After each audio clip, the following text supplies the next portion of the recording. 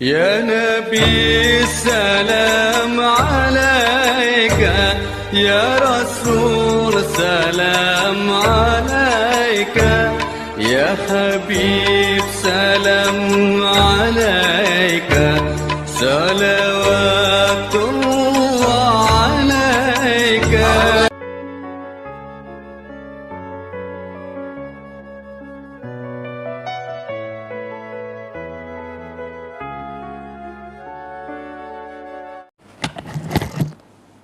Assalamualaikum warahmatullahi wabarakatuh. Bertemu kembali dengan saya Dr. Hendra Sutisna. Kali ini saya ingin berbagi bersama sahabat semua untuk mengenal kembali organ tubuh manusia. Dan kali ini saya ingin mengajak sahabat semua mengenal organ tubuh bagian dalam yang namanya usus atau intestine, ya.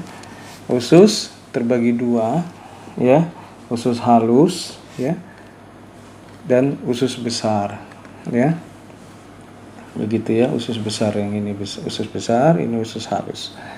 Usus halus ini kelanjutan, ya, dari si organ yang bernama lambung, ya. Jadi saat makanan dicerna oleh lambung selesai, akan langsung, ya, masuk ke yang namanya usus halus. Bagian usus halusnya ada 3, duodenum, yeyunum, dan ilium, ya. Duodenum ini panjangnya sekitar 25 cm, sedangkan keseluruhan usus halus ini bisa sampai 6 meter, ya. Jadi panjang sekali, ya sahabat semua, ya, 6 meter, ya. Dan 2/3-nya, ya, sekitar 2-3 meternya itu adalah yeyunum, 25 cm-nya duodenum yang dikenal usus 12 jari, ya. Dan kemudian duodenum, yeyunum ini sekitar 2-3 meter, dan ilium sekitar 3-4 meter, ya. Panjang sekali sahabat semua.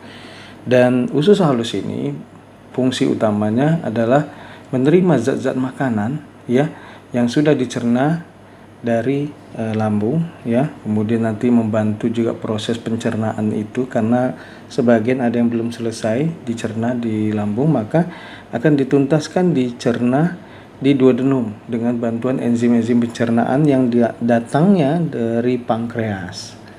Ya, jadi organ pankreas ini sahabat semua, ini salah satu fungsinya menghasilkan enzim-enzim pencernaan, ya.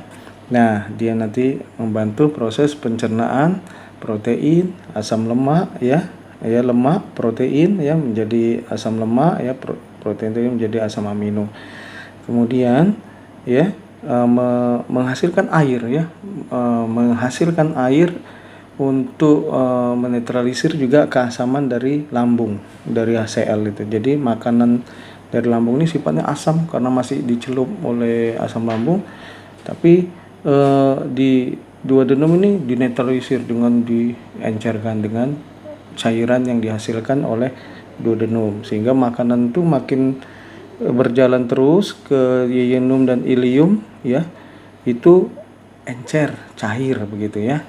Maka ada kalanya kita melihat orang yang operasi di usus halusnya dikeluarkan ke dinding abdomen untuk tampungan sementara. Ini bukan najis, ya sahabat semua, tapi masih sari-sari makanan, sehingga tidak dipandang sebagai sebuah najis dan tidak menghalangi dalam beribadah, ya. Beda dengan usus besar.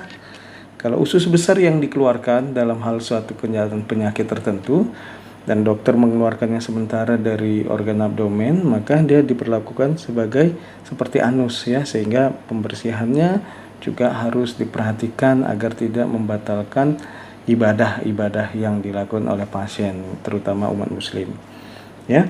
Jadi sahabat semua tahu bahwa duodenum ini, usus 12 jari ini hanya 25 cm, tidak panjang, bentuknya seperti huruf C melungker, ya, di mana dia menerima saluran hasil dari pankreas Kemudian dia juga memiliki ya hubungan ya duodenum ini ke ya. Nah, dia memiliki hubungan ke bagian atasnya yaitu ductus ya, choledochus atau saluran yang berasal dari empedu di hati. Ya, jadi kalau di sini ada organ hati ya di atasnya ya, organ hati ini akan mengalirkan empedu sebagai salah satu pelarut lemak. Jadi makanan berupa lemak yang kita makan dilarutkan oleh empedu, dihasilkan dari empedu. Sambungan salurannya itu namanya ductus choledochus. Dia nanti masuk ke sini ya, ada papila, ada saluran yang memberi akses masuknya empedu tadi ke dalam saluran usus duodenum. Nah, sehingga bisa dicerna, dan kemudian setelah dicerna di mana banyak enzim-enzim pencernaan, enterokinase, eripsin ya, laktase, maltosa ya, itu dihasilkan ya.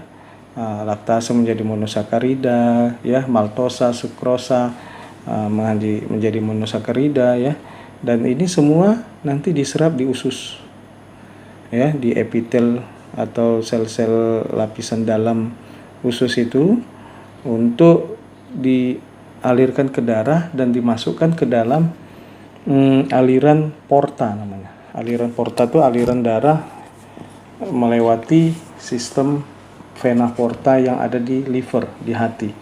Jadi semacam imigrasinya, kalau orang dari luar negeri masuk ke dalam negeri melewati imigrasi, begitulah penyerapan sari makanan yang diserap usus dibawa dulu ke liver melalui sistem vena porta untuk disaring, dibersihkan, detoksifikasi.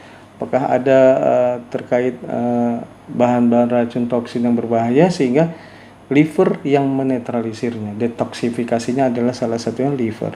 Baru mengikuti aliran darah ke jantung, untuk jantung kemudian memompa ke seluruh tubuh agar bisa dinikmati atau diambil isi kandungan darahnya, karena di dalamnya sudah isinya sari makanan yang sudah bersih, sudah ready untuk diambil oleh sel-sel tubuh.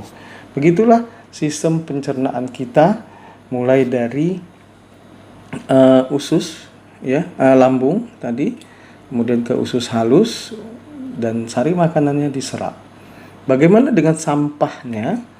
Itu sampahnya, sisa makanan, ampas makanan yang terbentuk ya, itu akan dibusukkan dan diproses secara simultan oleh usus besar. Bagaimana kelanjutannya? Saksikan di berikutnya di channel DHS mengkaji anatomi fisiologi usus besar. Assalamualaikum warahmatullahi wabarakatuh.